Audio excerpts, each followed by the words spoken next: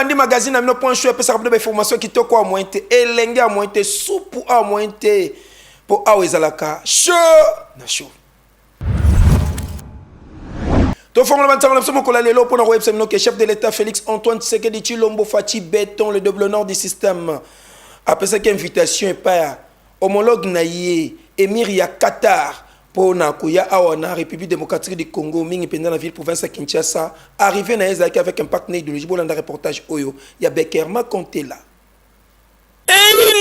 Mabe awa na aéroport international ya Njili na tongo na pavillon présidentiel oyo elataki lele ya sika pona koyamba invité ya solo oyo nyonso ezalaki kitoko joli ya mointe presse nationale na presse internationale bazalaki wana na pointe pona kopesa deja ntango na mokili mobimba fanfare ya garde républicaine ezalaki deja mobimba wana tapis rouge ezalaki kofungama kitoko joli po ezalaki mama na événement pona mobange na visite ya Émir ya Qatar oyo azali koya na République démocratique du Congo pe pona kolakisa ke bazali kosepela kitoko na visite oyo ye moko président de la République Félix Antoine Tshisekedi Tshilombo Fachi béton le double nord du système ayaki ye moko sur place awa na aéroport pona koyamba mokonzi ya Qatar comité d'accueil ezalaki wana na pointe kitoko joli à mointe 10h50 avion présidentiel ya Qatar et kitani na tarmac oyo chef de l'état ayaki ye moko tina pied avion pona koyamba son altesse Cheikh Altamine bin Aman Altani bayambamaki kitoko na ndenge ya defuate pe sima nango bayaki pe kopesa bouquet de fleurs avec un pacte toujours na idéologie avant que bakende kozwa ba honneur militaire hymne national ya deux pays et yembamaki na ndenge ya deux fois te après wana passage en revue et salamaki kitoko joli pe ba deux chefs d'état bayaki ko présenter ba délégation na bango mibale ndimelanga ke Kinshasa na Doha ezali ko solola kitoko makasi na ndenge ya deux fois te o surtout mingi na o etali diplomatique politique pe na économie pona bino esengali koyeba ke visite oyo ezali penza pona ko renforcer relation bilatérale pe ko fongola partenariat ya sika pe ezalaki lisusu occasion moko pona ba état nyonso mibale pona basala évaluation ya processus ya pe oyo ezali en cours na Doha pona ko mema kimia na est ya République démocratique du Congo pe pona médiation oyo Qatar azali ko assurer kitoko esengeli ko rappeler na bato nyonso ke ba deux personnalités oyo bakutanaka le 4 novembre 2025 na Doha na Qatar pona sommet mondial ya développement social yokani Totika la kaka wana na présidence pour le chef de l'état Félix Antoine Tshisekedi Tshilombo Fachi béton le double nord du système elongo na Émir ya Qatar tango ayaki na ville province à Kinshasa boyebaki alekalaki mbala moko visiter musée national ya Kinshasa avec impact toujours na idéologie bolanda reportage oyo Bekerma Kontela azongi isusu Bandeko babolingo esengeli koyeba ke pona bino au-delà ya rencontre bilatérale na cité ya Union africaine visite ya Émir ya Qatar ezalaki marqué la visite ya musée national ya République démocratique du Congo son altesse Cheikh Tamine bin Ahmad Altani asepelaki makasi na histoire ya mboka Lumumba oyo ayambamaki kitoko na ministre ya culture pe art pe patrimoine pe lisusu DG ya institut ya musée national président de la République Félix Antoine Tshisekedi Tshilombo Fachi béton le double nord du système na invité na ye bazwaki ba explication ya kafu oyo bakomaki ti na Mobutu oyo batitre yango une vie et un destin oyo ezalaki mpona kolakisa parcours ya président ya Zaïre pe président de la République na Émir ya Qatar basololaki lisusu kitoko mpona bafoto bazwaki lisusu explication ya kitoko mpona bafoto ya kala oyo bozali komona na bacoupure ya presse ba œuvre d'art babiloko mosusu ya Mobutu atika badirigeant mibale oyo basololaki tour na salle ya exposition temporaire ba instrument ya musique pe na communication traditionnelle ya musée oyo ezali richesse moko ya kitoko oyo ezali collectif lokola sifflet trompette harpe xylophone tambour ya fonte na mélophone oyo euta penza kuna na ba province eya awa boyeba ke pona visite ya Émir ya Qatar awa na musée national et sukaki kaka bongo te ayaki kosala signature ya livre d'or ya musée national ya République démocratique du Congo boyeba pe bokanga ke Émir ya Qatar azali lokola 4e personnalité oyo aye kotia signature na ye na livre d'or ya musée national. Après président de la République Félix Antoine Tshisekedi Tshilombo Fachi béton le développement du système na 2019, roi ya Belgique na 2022, pe première dame ya Serbie na 2024. Eyokani. Kaka na présidence wana esengeli koyeba lisusu ke chef de l'État Félix Antoine Tshisekedi Tshilombo Fachi béton le développement du système. Babetaki tête à tête elongo na émir ya Qatar pe basinyaki bakor ya ndenge na ndenge pote partenariat wana ezala kitoko joli na niveau ya kosakana te bolanda reportage oyo ya Becker Makontela.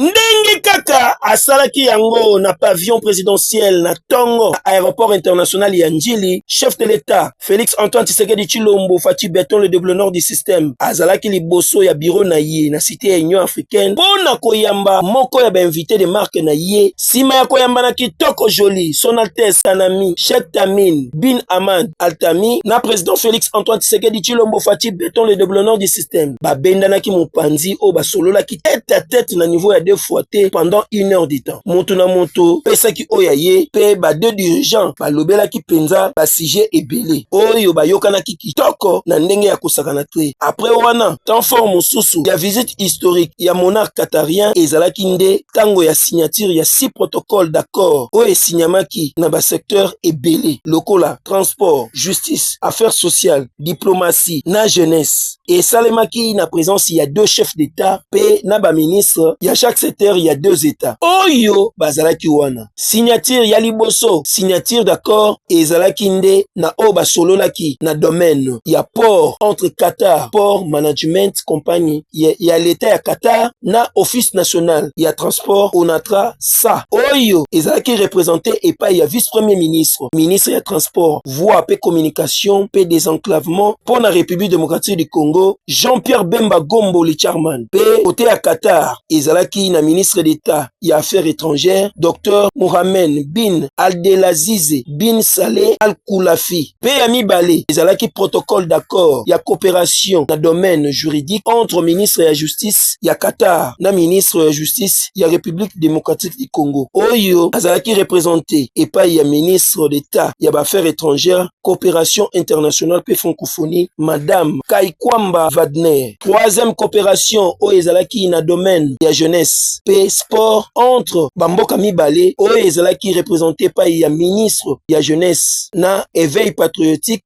grâce Emi Koutino oyo azalaki liboso ya ministre ya Qatar ya affaires étrangères. Na domaine diplomatique son altesse Sheikh Tamim bin Hamad Al Thani na président Félix Antoine Tshisekedi Tshilombo Fachi béton le développement du système basitaki lisusu na signature ya accord ya kopesa visa na batu oyo bazozela passeport diplomatique na spéciaux entre Qatar na République démocratique du Congo. Na liste ya accord wana ezalaki pe na memorandum ya attente entre fonds ya Qatar pour le développement ya état ya Qatar na ministère ya affaires sociales, action humanitaire pe solidarité nationale ya République démocratique du Congo. O azali kozela soutien ya makasi oyo bakomema projet ya réponse d'urgence multisectorielle ya République démocratique du Congo na Nord Kivu. Ya 6e protocole d'accord pe ya suka ezalaki nde signé na jour historique entre République démocratique du Congo na État ya Qatar. Oyo ezali pona établissement politique oyo ezali na ba intérêt mutuel entre ministère ya affaires étrangères ya bamboka mibale. Accord yango ezalaki signé liboso ya 2 chefs d'État oyo ezali mpuma ya excellent bilatéral oyo bamboka mibale bazali na yango. Visite historique oyo ezali penza ya liboso pona émir ya Qatar aya awa na République démocratique du Congo oyo bayokanaki depuis tango 2e sommet mondial pour le développement social oyo ezalaki organisé na Doha au banda le 4 ti le 6 novembre 2025. Oyo chef de l'État Félix Antoine Tshisekedi Tshilombo Fachi béton le développement du système asololaki na émir ya Qatar pona makambo ebele oyo bayokanaki na ye oyo bazali na intérêt moko na kati pendenge bakoluka ya kotia kimia po ezala. Kasi pour le président Félix Antoine Tshisekedi Tshilombo Fachi béton le développement du système diplomatie ezali lokola pilier na ye ya bonne gouvernance. Kasi côté ya sécurité Qatar ezali ko jouer rôle moko ya monene o ezali clé ya médiation entre République démocratique du Congo AFC M23. Na cadre toujours ya processus ya Doha esengeli koyeba que na 1 mois ya pamba koyamba ba lettre ebele esinyamaki na ba société ya investissement ya Qatar Allemande Sun Holding oyo azali na budget évalué na 21 milliards américains oyo bakotia yango na ba secteur ebele eyokani. Ouverture ya table ronde Salamaki pour na kolukela ba jeune misala na niveau ya 2 fois te pe ko soutenir ba jeune oyo bazali ba entrepreneur ko tia bango poids na ndenge ya kosakala te boye ba chef de l'état Félix Antoine Tshisekedi Tshilombo Fachi Béton le développement du système yemoko a salaki ouverture na yango ele kana ndenge ni bolanda reportage oyo ya Becker Makontela. Bautaki na 4 coins ya République démocratique du Congo pe na ba diaspora o bautaki libanda ya mboka pona 3 jours ya réflexion oyo ezali posa ya président de la République Félix Antoine Tshisekedi Tshilombo Fachi Béton le développement du système pona table ronde oyo ezaki organisé pona entrepreneuriat ya ba jeune oyo esangisaki bakonzi nyonso oyo bazali ba participants ya ndenge na ndenge bazalaki wana na ba secteur public privé pe na ba acteur social pe na ba acteur ya société civile et les soso na ba partenaires ya développement ndimelanga ike na kati na yango ezali emploi pe na entrepreneuriat ya ba jeune o ezali pilier essentiel ya développement national yango nde ezali na centre ya action présidentielle o bafongolaki ba travaux na yango epai ya président de la République Félix Antoine Tshisekedi Tshilombo Fachi Béton le développement du système oyo alansaki débat pona kobimisa ba stratégie nini ekoki kosilisa chômage ekotia poids na misala ya ba jeune représentant ya 65% ya ensemble ya ba citoyens jeunesse yango nde etikali lokola moteur ya développement national. Puis de prendre la parole ce jour à l'ouverture de la table ronde nationale sur l'emploi et l'entrepreneuriat des jeunes. Cette rencontre que j'ai voulu de tous mes voeux n'est pas une réunion de plus dans l'agenda institutionnel. Elle se veut un moment de vérité, de lucidité et de responsabilité collective face à un enjeu décisif pour l'avenir de notre nation, le travail et l'avenir de notre jeunesse. Cette table ronde a été convoquée pour renverser la dynamique, regarder les faits en face, coordonner les acteurs et décider de mesures à fort impact et surtout réalisables. Chers jeunes, je voudrais m'adresser à vous directement. Je connais vos doutes, vos frustrations, parfois votre colère. Je connais aussi votre courage,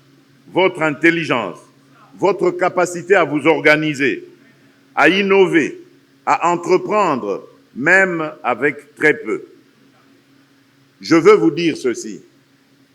Vous n'êtes pas un fardeau à gérer, vous êtes la chance et la solution de cette nation. Sur ces mots, je déclare ouverte la table ronde nationale sur l'emploi et l'entrepreneuriat des jeunes et je vous exhorte à des travaux sérieux, francs, inclusifs et orientés vers des résultats concrets. Que vive la jeunesse congolaise, que Dieu bénisse la République démocratique du Congo et son peuple. Je vous remercie. Boyoki, bomoni, bondimi, kasi esengali koyeba ke avant wana ministre ya PME apesaki ba détail ya objectifs généraux pe spécialité ya table ronde oyo po mutu nyonso esengeli asala po situation oyo échanger. Représentante ya fondation Tony Melu a présentaki pe ba objectif social ya fondation na bango oyo ezopesaka ba réponse na misala ya ba jeune o bazali koluka kitoko Julien Mwenti.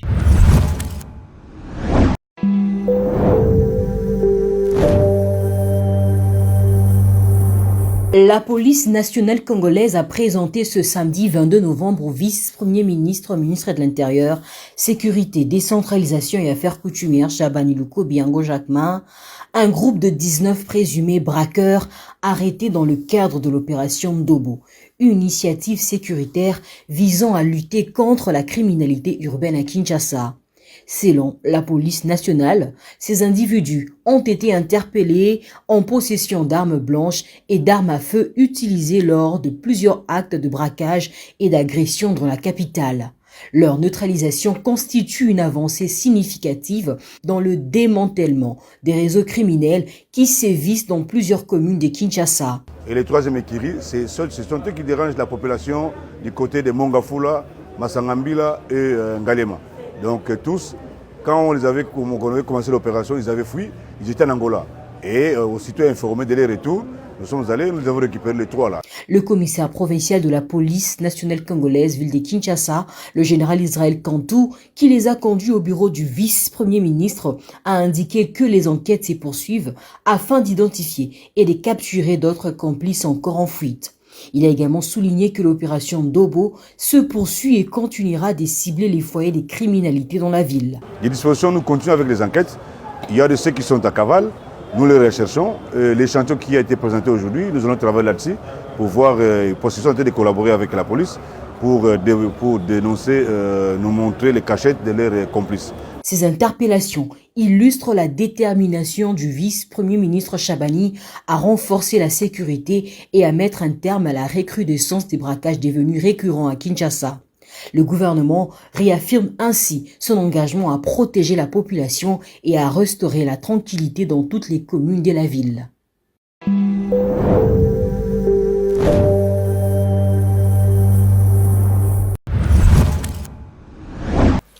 afandisa indusa na ndenge ya kosakana te nani Jekoko honorable Jekoko Mulumba wa afandisa masolo na niveau ya fois te leader incontournable et incontestable na commune limité en tant que notable ya solo pe oyo ba voter massivement na ndenge ya kosakana te boyebaki akitaki kuna na mombele pona kotongola bango mama na pont pour voir que la population mombele côté kuna bazana ba difficulté belé bolanda reportage oyo ya Nemi Mwila abeta kiango dada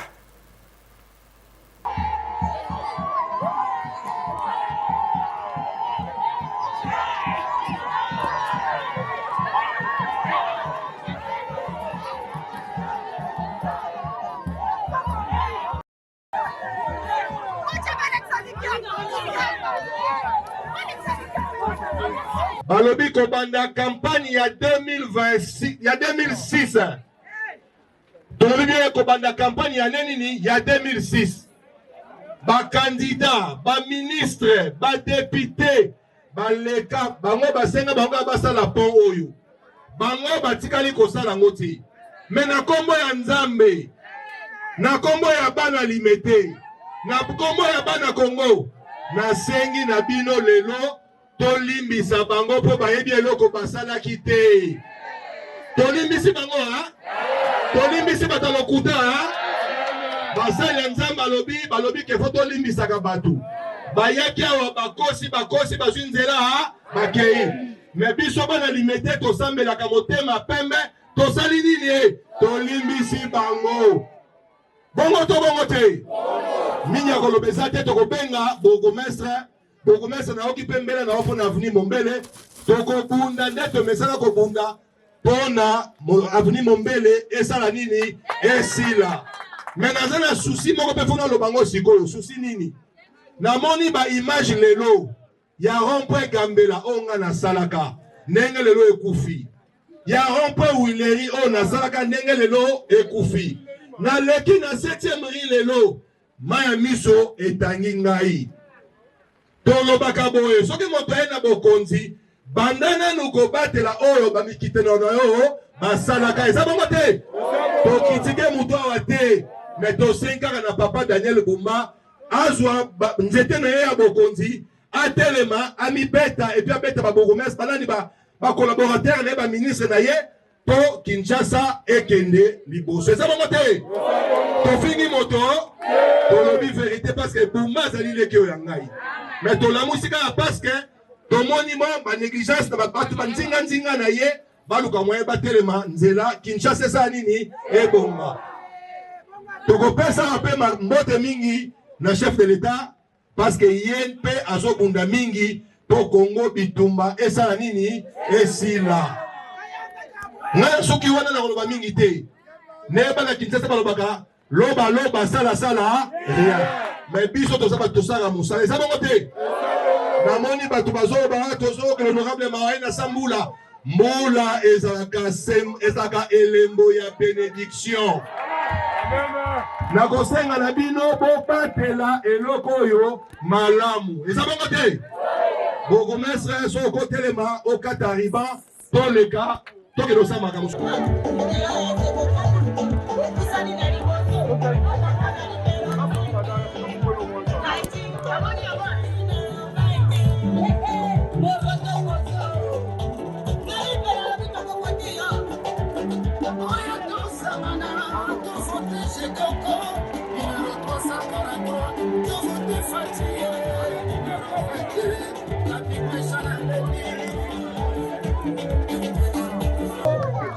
Soit, Kende Liboso. Différence nini bomolaka entre Jekoko na badepute bakandida mpo ya Mombele ezala badepute ya Mombele ezala Jekoko bango nyonso to baba Congolais eza volonté ya mutu oyo aolongola baninga na pasi. kosepela moko vraiment eleki niveau vraiment depuis na koti awa na Mombele na namona œuvre ya poete mbala liboso namona œuvre ya vraiment tosepeli makasi mpe topesi lokonya na Jekoko ndenge ateli biso mpo ya kitoko vraiment tosepeli po tovandi des années banda papa sango asala biso pon wana papa ti akufi basouffrance oyo tomérite place wana yango te ebele bakufi wana biloko ya bato ekei condition moko ya bien te donc ye moto aliboso ye kosala biso pon oyo donc esengo naza nango moye kuti naloba mingi eza te nakokende lisusu wana yango nde elongo biso makolo Mombele ti tolandi ete esika oyo tozali oyo tokobaka na esengo toza nango yango wana azalaka neka mpo ezalaka oyo papa sango atikelaka biso papa sango akufi mpo wana sikoyo ekitaka na se mpona ekomeso mai eye moye to traverse eza te mpo ekolimwa donc bato moye bakati eza te ti so mpe kati se moye boleka kuna eza te nde ya kosala ke babuka mpo yango nde toya komona so bayele ezokosala so mpongo boye mpona baya kotina biso wana toyebi te so tonga tokatia toyebi te so tonga totyola na mpongo mais etanga moni yango abi oponte tika ye moko ya kosala biso oyo tomoni tosepana nango. Donc, 3 jours de premier jour, deuxième, troisième jour, tout le monde m'a malamu eleki. Yango toko baka, yango wana. To continuer magazine na biso point show na communiqué nécrologique oyo. Famille Dilonga elongo na Fabrice Dilonga cameraman ya point show bazali na pasi pe mawa ya koyebisa na bandeko baninga pe bayibani na bango liwa ya mama na ye Elizabeth Masamba o akufaki mikoleleki suite ya maladi moko ya molai. Programme ya matanga ezali buyi. En attendant programme ya matanga ebima matanga ezali kosalema na avenue Lubwa numéro 17 na commune Kimbantseke référence arrêt Sosimex quartier 3 Kingasani. Communiqué oyo ekomela bato nyonso oyo bayebaki mama Elizabeth Masamba. Communiqué ezali signé Fabrice Dilonga. Pona yango honorable Junior Nimbalemba elongo na magazine point show pe na chaîne Tosunga na bazali ko présenter ba condoléances na Fabrice Dilonga. Tozali na quelques pages rose awa joyeux anniversaire na mama Abisina Banza mama boboto a mointe elengi pe supu na niveau ya 2 fois te mama ya batu ya Bibish na Dorcas o lelo azali ko fêter anniversaire nena okinsango ke niveau katikati ya ngulu ekotumba mape kolia mawana na 450 maboke ezali déjà na commande na niveau ya 2 fois te toza kolia toza komele chafu gâteau d'anniversaire pe ekolia makitoko joli pona ko célébrer anniversaire Abisina Banza mwasi kitoko mama ya bana na ndenge ya 2 fois te mama na Bibish na Dorcas o to ko célébrer ngo lelo de la part ya Becker Makanté la ou azali ko souhaiter joyeux anniversaire na Abisina Banza mama na Bibish na Dorcas. Joyeux anniversaire les sous na madame Francine Iloka balobi mwasi ya mabondeli makasi motema bato ya ingénieur Aloïta ingénieur Daïta iloka oyo abotami mokolo lelo balobi ekoyinda mabe ngulu ya mobimbe kotumba mape kolia mawana mbisi ya matonge ya mbongo ya minene wana ekozala na yele na niveau ya deux fois te tozolia chafu na de kwanga pamba toza kolia toza komele 22 whisky nde whisky champagne de champagne tokomele yango keba na mystique formide kempe kokota pona kosepela anniversaire ya madame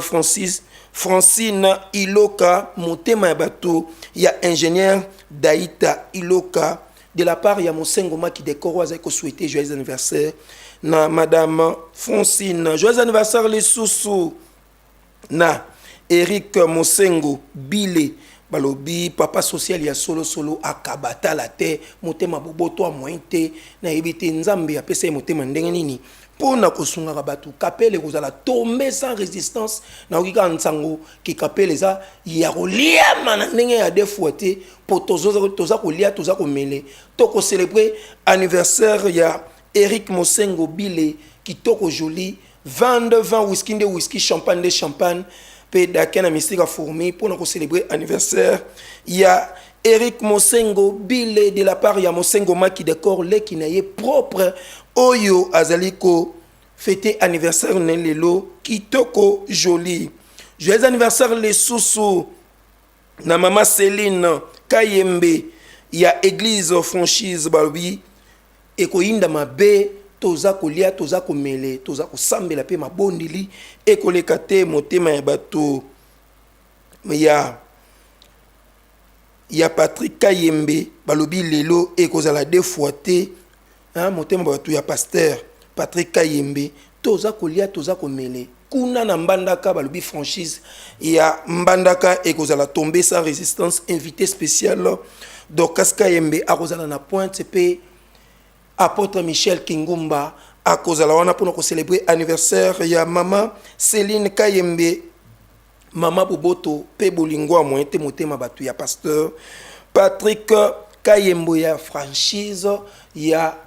mbandaka na niveau ya deux fois te joyeux anniversaire les soso na PDG Stuga Lutadila Stuga Lutadila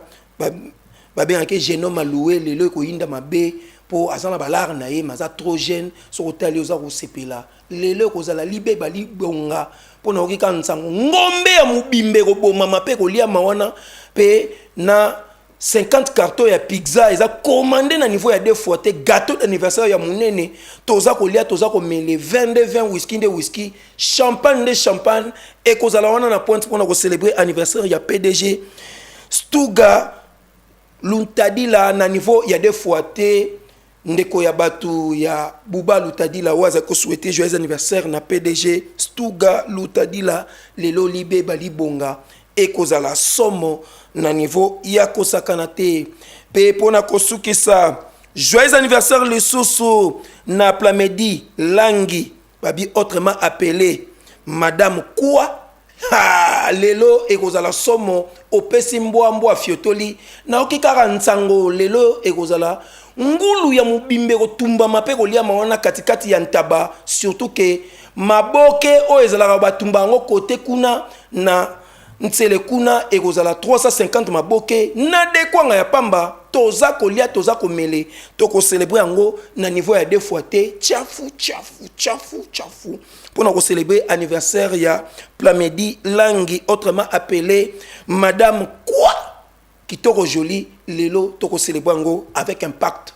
na idéologie. Merci Nandere Bozake Belé liboso poste télévision na bino pona kolanda magazine na bino point show et pesa bino information kitoko a mointe kasiti kato remercier bato pe baza ko soutenir biso lokola Maître Joseph Moketawaba Motazanga Lisumu, l'homme du Saint-Esprit Fati en miniature, leader ya Grand Bandundu, vrai disciple et maman Denise Nyakeru, mère de la nation, PMM nationale. Maman Marthe Kassalou, en tout cas, lelo ekozala deux fois te Alpha Kiala Mokonzi ya Bandal pe Alpha Imbolo, papa social na niveau il y a des fois. Merci à l'équipe technique qui m'a dit que la caméra, tout ça qui n'a Némi Mouila, le véritable moi na changu, il y a des fois guerrier, soda il y a des fois pe moi il y a papa Simon Kimbango a tout ça katambola na crédibilité na niveau il y a ko ça na pe côté à montage Becker m'a compté là. Papa na Titan, garçon velu ne muta benda nga beauté ou a monter qui ba image qui toko joli pe côté à réalisation pe régie finale Bouba Loutadi là les mignons garçons véritable moi na lemba le suprême pe a Pams Bienga toujours là d'une fils d'Afrique nandenge il y a des fois tes coordination simamaki na Roland Isso le charismatique façon Fati Weto Fati Béton télé monnaie namir ya nani ya honorable Junior Nemalemba leader ya jeunesse à ville province ya Kinshasa l'incontournable l'imbattable toko kanise na nani non c'est trop fort ngana bino lobby